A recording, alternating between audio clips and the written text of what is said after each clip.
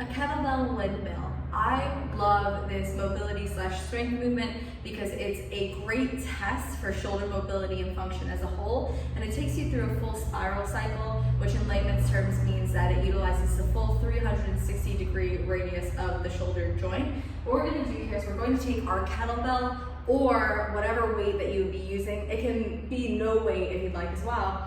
And I'm going to start, if you have a kettlebell, in rack position. If not, you're going to stack your weight just on top of your wrist and your forearm going into that rack position. We'll stand out nice and wide. I like to have my feet slightly flared out in just about all of my movements, and then I'm going to press up on my weight.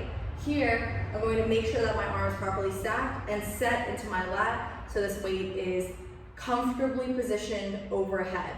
I want to look up at the weight through the movement, so keep that in mind. My guide hand is going to be down just along the inseam of my thigh with my palm facing you guys.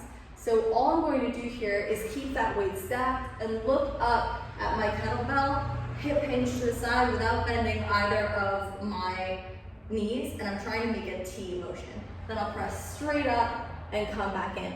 So what I'm trying to do here is hip hinge to the side and utilize my oblique. It's a great bracing technique as well. So if you're losing your lat engagement, if you're losing your pack when you're deadlifting, this is such an effective movement. But more so, what we're looking for here is just a stability in our upper body to be able to stack this weight and move through the range of motion test, making that full T. If you find that when you go into the movement, you can't look up properly, if the weight dips, if you're bending your elbow or leaning forward, then you definitely need to practice this one.